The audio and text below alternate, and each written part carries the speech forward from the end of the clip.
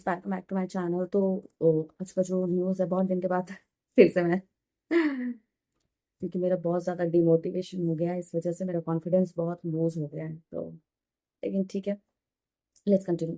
तो आज का जो न्यूज़ होने वाला है वो न्यूज़ है अजीत डोभाल पर। आखिर इंडिया के एनएसए पर क्या ऐसा न्यूज़ आ गया? तो वो है, ब्रिक्स का सम्मेलन हो रहा है दिल्ली में, ठीक है। और इसके रिगार्डिंग क्या है कि हमारे जो अजीत अजीत डोभाल है वो इंडिया को, क्योंकि अभी क्या है ना कि विश्व जितने भी कंट्री जो ब्रिक्स के मेंबर्स हैं, यानी कि रशिया हो गया, आपका चाइना हो गया, फिर आपका ब्राज़ील हो गया, साउथ अफ्रीका हो गया, ठीक है, एंड इंडिया, ठीक है। ये सारे के सारे जो नेशन है और एशियन है, ये सारे नेशन मिल करके क्या है, मतलब सारे नेशन के जो भी एनएसए हैं, मतलब नेशनल सिक्योरिटी एडवाइज़र जो हैं हर देश के, वो यहाँ पर अभी मीटिंग कर रहे हैं। यानी कि किसी भी लीडर का मीटिंग नहीं है, यहाँ पे सारे देश के एनएसए का मीटिंग है। तो यहाँ से रशिया से भी एनएसए आए हुए हैं, ठीक है, आपका चाइना से आए हैं, ब्राज़ील से आए हैं, साउथ अफ्रीका से आए हैं और इंडिया का तो है। ठीक है, तो ये सारी चीज़ें हैं। तो यहाँ पर जो डिस्कशन हो रहा था, तो अजय डोभाल जो है वो इसको लीड कर रहे थे। और उन्होंने इंडिया के पर्सपेक्टिव से बोला कि जो मतलब एक आज के डेट में किसी भी देश के लिए सबसे ज़्यादा जो महत्वपूर्ण है, ठीक है, वो क्या है? वो उसकी सिक्योरिटी है। और उसकी सिक्योरिटी को मेंटेन करने के लिए बहुत सारे स्टेप्स हैं जो लेने हमें क्या है, ज़रूरी है, ठीक है। मतलब कि ऐसे कई सारे स्टेप्स हैं जो हमें लेना बहुत ज़्यादा ज़रूरी है। क्योंकि अब देखो, टेररिज़्म का अब कोई एक मतलब पैमाना नहीं रह गया है। अब ऐसा नहीं है कि टेररिज़्म एक ही फ़ॉर्म से आएगा, बल्कि अब आपको टेररिज़्म के अलग-अलग, अलग-अलग तरह के मतलब चरित्र दिखते हैं, मतलब चेहरा दिख रहा है आपको। चरित्र नहीं, चेहरा दिख रहा है आपको, ठीक है। एक तरह से तो वो टेररिज्म जो है वो वेस्टर्न फ्रंट से, हम अगर हम इंडिया की बात करें तो वेस्टर्न फ्रंट से तो हो ही रहा है। साथ में हम अब देखेंगे कि किस तरह से सोशल मीडिया का इस्तेमाल किया जा रहा है टेररिज्म को स्प्रेड करने के लिए। Not only social media, but आप किसी भी कंट्रीज़ के आप देखो, एक स्लीपर सेल बनाया जा रहा है। किसी भी देश को, मतलब किसी भी देश स्पेसिफिकली अगर हम इंडिया की बात करें, तो स्लीपर सेल बनाया गया, डेवलप किया गया सो दैट इंडिया को इस बार ब्रेक क्या है, बाहर से ना करके बल्कि इंटरनली किया जाए। तो ये सारी चीज़ों पर अजय डोभाल जी ने अपने जो बयान है वो दिए। और उन्होंने क्लियर ये कहा कि ये जो भी हो रहे हैं, आज का जो समय है वो पूरी तरह से आप देखेंगे युद्ध का समय चल रहा है। हर देश एक-दूसरे के साथ में मतलब छोटे-बड़े लेवल पे युद्ध कर ही रहा है। रशिया, यूक्रेन आप देख सकते हैं। अभी-अभी ईरान और यूएसए और इज़राइल का जो युद्ध है वो समाप्त हुआ है, मतलब कुछ टाइम के लिए। अभी हम ये नहीं कह सकते, क्योंकि अब हम ट्रंप पे भरोसा नहीं कर सकते हैं, सबसे बड़ी बात है। और रही बात ईरान की, तो ईरान पे भी हम इतना ब्लाइंडली ट्रस्ट नहीं कर सकते, बिकॉज़ ईरान के ही मिसाइल्स का यूज़ इस रशिया ने यूक्रेन के कीव पर हमला करने के लिए इस्तेमाल किया है, ठीक है? तो ये नहीं है। इवन आप देखेंगे कि एक तरफ तो इधर में आपका हमारे हमारे जो ब्रिक्स का सम्मेलन हो रहा है, यहाँ पे टेररिज्म को किस तरह से काउंटर करना, उस टॉपिक पर पूरी तरह से गहन चर्चा हुई है। जहाँ पर हमारे अजय डोभाल जो है वो चाइना के जो वैंग ई हैं, उनसे भी मिले हैं और उनके साथ भी चाइना और इंडिया के बीच में जो भी डिस्प्यूट्स हैं, स्पेसिफिकली टेररिज्म, क्योंकि चाइना जिस तरह से फंडिंग करता है थ्रू म्यांमार, हमारे नॉर्थ ईस्ट को जो कट करने का प्लान जो चाइना और सीआईए का है, और थ्रू म्यांमार वो जिस तरह से पूरी प्लानिंग कर रहे हैं और नॉर्थ ईस्ट को डिस्टर्ब कर रहे हैं, इस टॉपिक पर भी हमारे बहुत ज़्यादा गहन जो चर्चा है वो हुई है। वहीं की अब देखो क्या बात होती है वो तो क्लियरली सामने नहीं आता, पर वहाँ पर जो बात हुई है इसमें ये स्पेसिफिकली कहा गया है कि जो म्यांमार के में जो बढ़ता चाइना का दबदबा है, और साथ में जो इंडिया का नॉर्थ ईस्ट पे जो डिस्टर्बेंस बहुत ज़्यादा डे बाय डे बढ़ता चला जा रहा है, इस पर जो है दोनों देशों के बीच में बात हुई है। नॉट ओनली इनके साथ में, बल्कि हमने रशिया के साथ में भी जो एक सोशल मीडिया के थ्रू जो टेररिज्म का स्प्रेड हुआ है, इस पर हमने बात की। और हमारी बातचीत जो है वो सभी कंट्रीज़ के साथ में लगातार चल रही है अभी। अभी क्योंकि ये मीटिंग हो ही रही है, ठीक है? तो अभी पता चलेगा आने वाले समय में कि किस तरह से हम इन सारी चीज़ों को टैकल कर सकते हैं।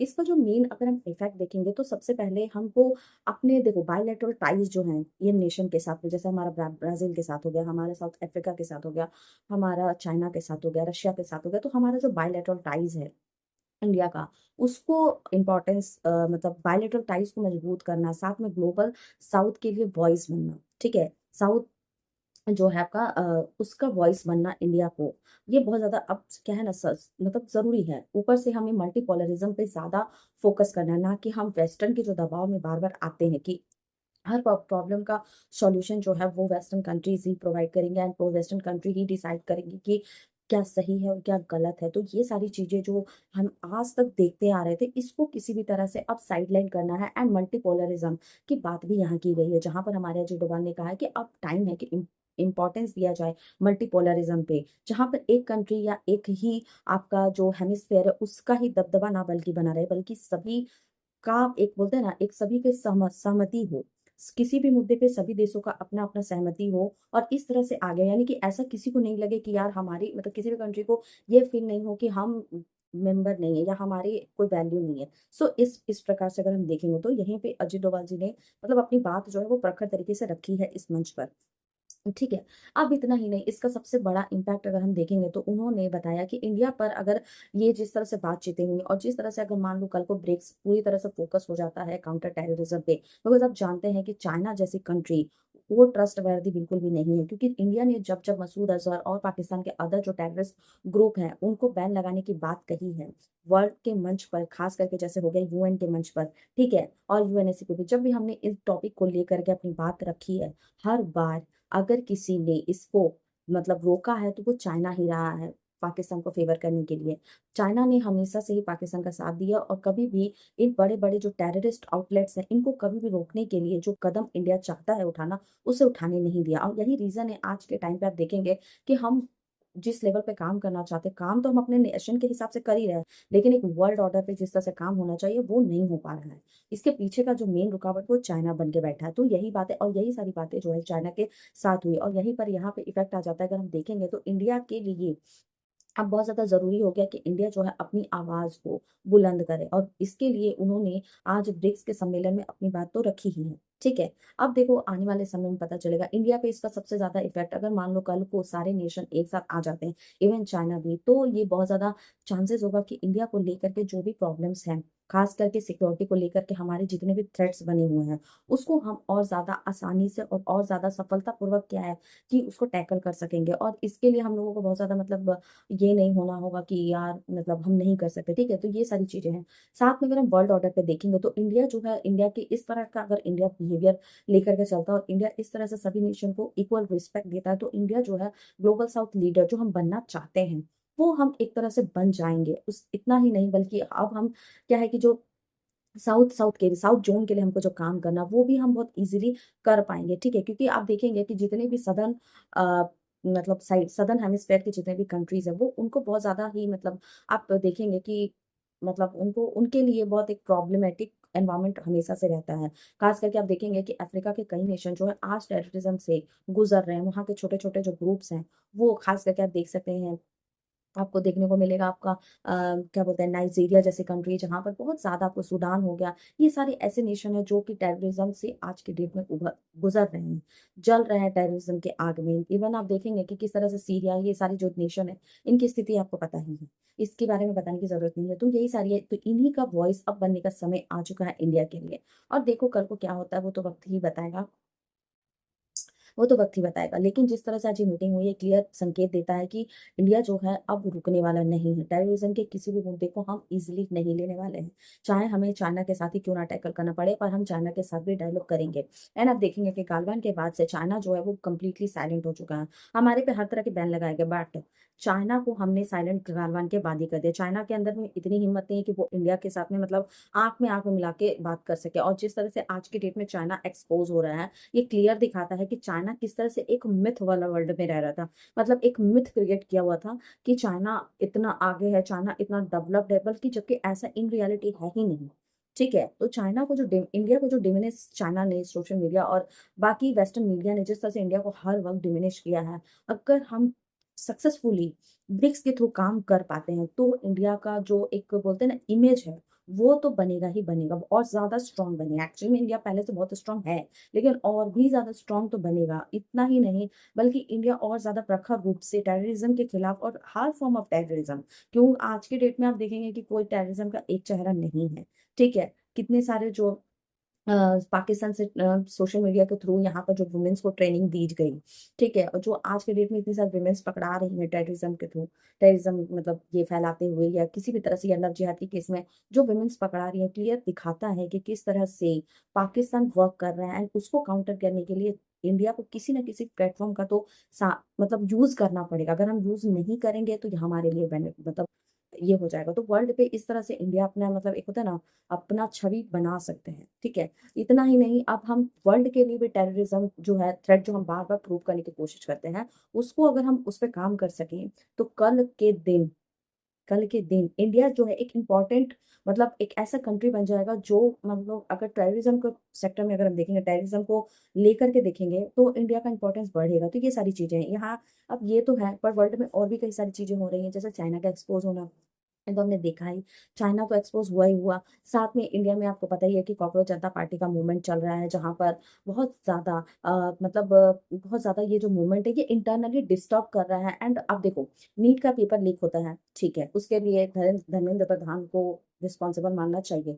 लेकिन उन स्टेट्स का था जहाँ पर सेंटर की गवर्नमेंट नहीं है बल्कि कोई और गवर्नमेंट है, बट वो रिस्पॉन्सिबल ही नहीं है स्टूडेंट्स के लिए, जब वहाँ पे स्टूडेंट्स को मतलब एग्जाम के टाइम पे एंटर ही नहीं करने दिया जाता, just because of traffic, just because of traffic, बहुत ज्यादा ट्रैफिक का लग जाने की वजह से कुछ बच्चे एग्जाम नहीं दे पाते एंड उनके लिए कोई भी दरवाजा ओपन नहीं किया जाता। तो ऐसी इस इश्यूज पर जो आज क्रिएट करने की कोशिश की जा रही है, जो भारत में जेंसी मूवमेंट करवाने की कोशिश की जा रही है, ये सारी चीजें बहुत मतलब एक तरह से आप समझो कि भारत को, अब देखो भारत एक स्ट्रांग नेशन बनता जा रहा है और ऐसे इससे सिचुएशन में क्या है, भारत को तोड़ना बहुत ज्यादा जरूरी है। इसीलिए मणिपुर पे बार बार प्रॉब्लम क्रिएट हो रहे हैं बार बार, जबकि टैकल करने की पूरी तरह से कोशिश की जा रही है, बट वहाँ के मेंबर्स भी जो हैं जो एंटी इंडिया हमेशा रहते हैं, उनके थ्रू किस तरह से चाइना सीआईए अपना वर्क कर रहा है थ्रू म्यांमार। इतना ही नहीं बल्कि आप सीजेपी का प्रोटेस्ट यहीं पे देख सकते हैं, जहां पर नीट के पेपर को लेकर के प्रोटेस्ट रखी जाती है, लेकिन वहां पर सारे के सारे जो स्लोगन हैं वो जय भीम के दिए जाते हैं। वहां पर ही सारे जो स्लोगन है वो एंटी नेशनल्स दिए जाते हैं, एंटी गवर्नमेंट दिए जाते हैं, एंटी आरएसएस दिए जाते हैं। ये ठीक है, लेकिन आप सोचो जब आप किसी एक मुद्दे को लेकर के आए हो, आप दूसरे मुद्दे पर कैसे आ सकते हैं?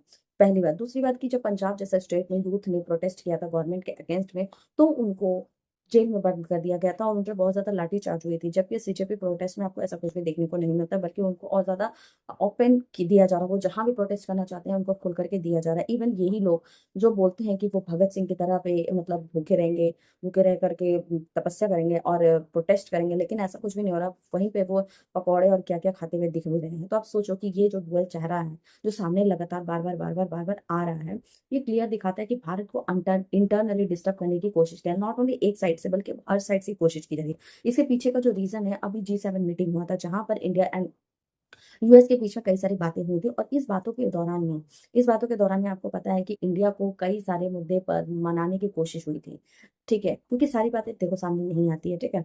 लेकिन जब बहुत सारे मुद्दे पर बात हो रही थी इंडिया एंड यूएसए के बीच में, आप देखेंगे कि जब इंडिया ने उसे मानने से मना किया है, उसके बाद में कल इंडिया पर अटैक्स हुए, इंडिया की शिप्स पर अटैक्स हुए, जहां पर 13 जो ये क्या बोलते हैं, कैसे अटैक्स हुए, तो मैं आपको बताती हूँ कि जब कैमरून के पास से आपका पता होगा कि हम जिस शिप से हमारा ऑयल आ रहा था, वो शिप में कैमरून का झंडा लगा हुआ था।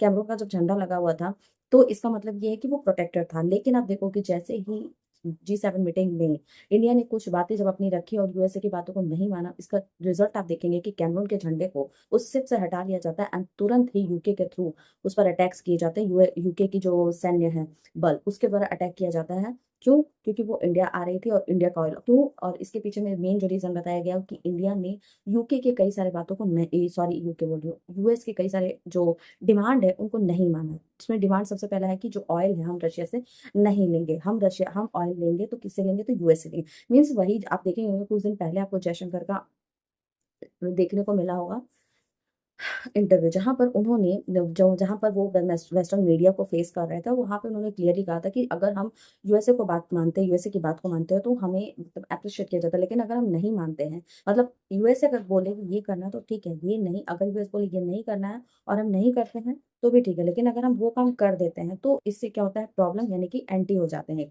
एक दूसरे के। तो ये सारी चीजें जहाँ पर क्लियरली हमारे जो देखेंगे, अजय डोभाल ने भी अजय डोभाल बोल रही हूँ, जयशंकर साहब ने भी क्लियरली वेस्टर्न मीडिया को फटकार लगाई थी, खास करके वहाँ पे जो यूएस के मीडिया पर्सन थे उनकी वॉट लगाई थी। तो ये सारी चीजें अभी ग्लोबल पे हो रही है। बाकी अब तुलसी के बाद फिर लेकर के अलग से न्यूज बनाऊंगी क्योंकि ये ऑलरेडी बहुत लंबा बन गया है। ठीक है, तो ये मैंने आपको बताया। बाकी अगर आपको अच्छा लगा तो चैनल को लाइक कमेंट शेयर सब्सक्राइब जरूर करें।